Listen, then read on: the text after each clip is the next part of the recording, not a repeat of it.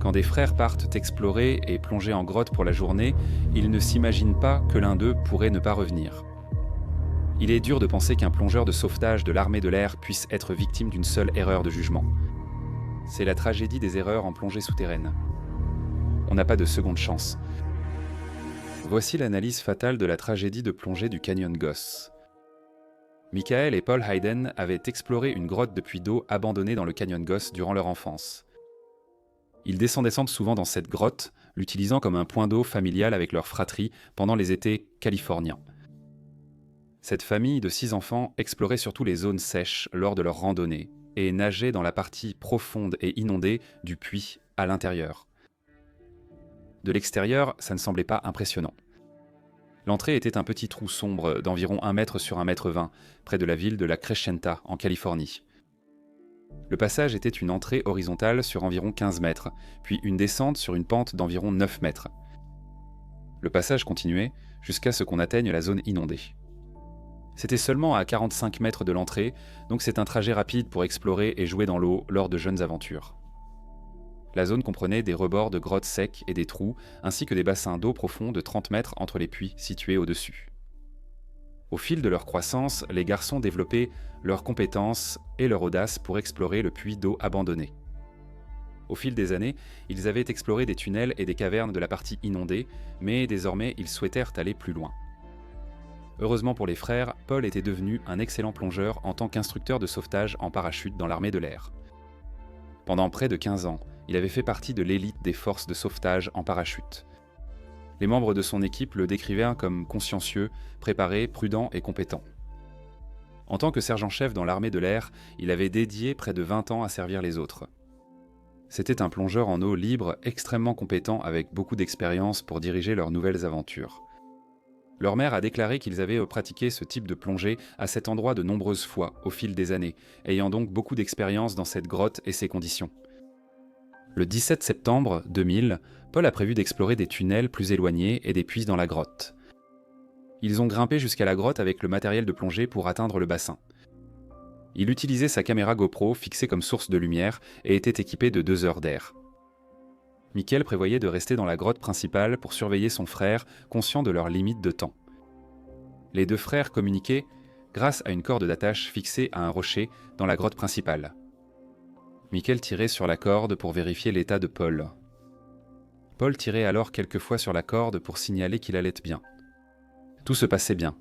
La corde principale descendait comme prévu et Michael continuait à laisser filer pour son frère.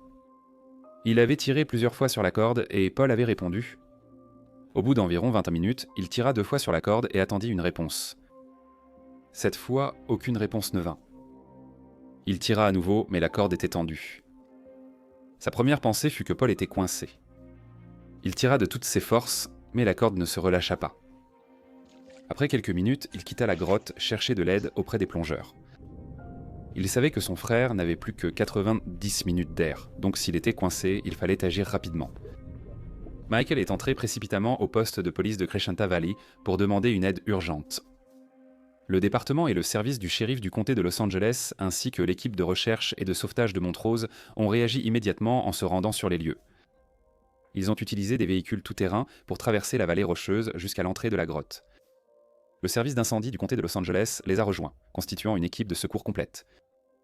Arrivés à la grotte, ils sont immédiatement entrés dans l'eau pour tenter un sauvetage.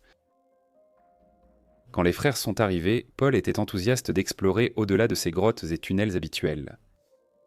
Ce réseau de grottes était un vestige d'un ancien système de puits datant de 1915. Cette grotte comprenait des cavernes issues de l'érosion naturelle et de l'accumulation d'eau, ainsi que des puits creusés depuis la surface pour accéder à l'eau. Le puits avait été abandonné depuis longtemps, donc ces grottes et ces puits étaient inondés d'eau et l'air y était déjà stagnant depuis bien longtemps. Il y avait des bassins siphons de 30 mètres de profondeur, entre deux des tunnels remplis d'eau menés à d'autres parties de la grotte.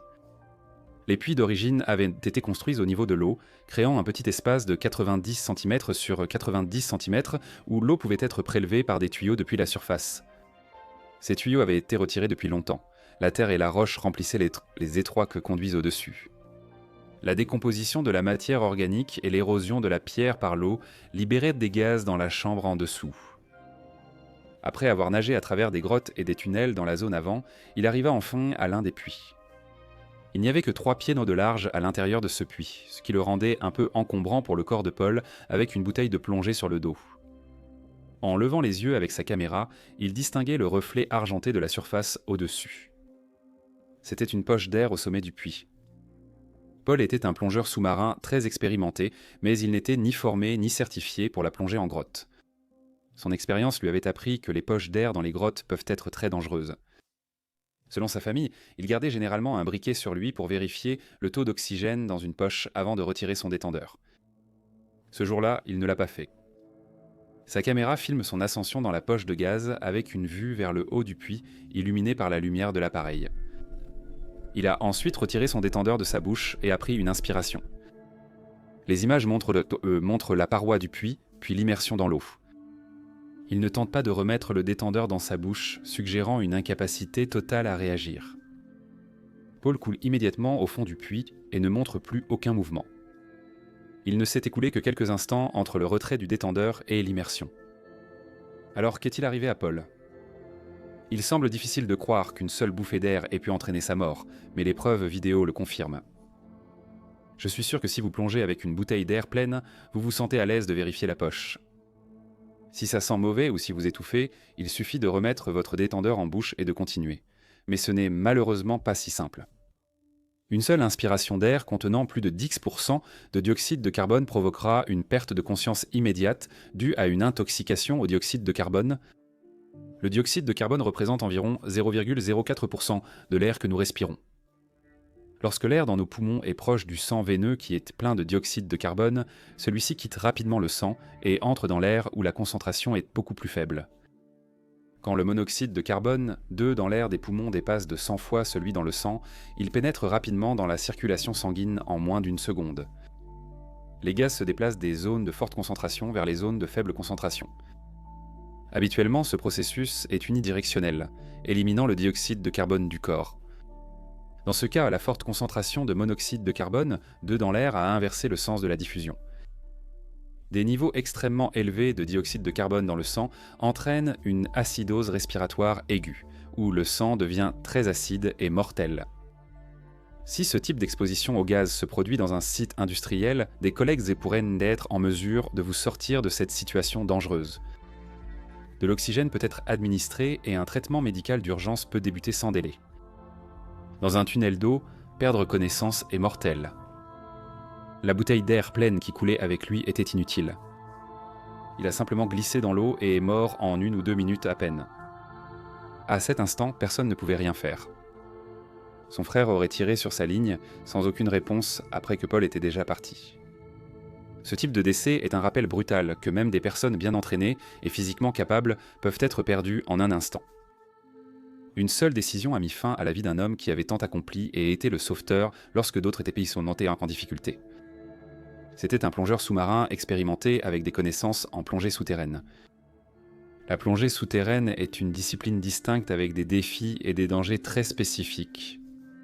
Une formation adéquate, de l'expérience supervisée et une certification sont essentielles pour appréhender les divers dangers mortels auxquels les plongeurs souterrains font face.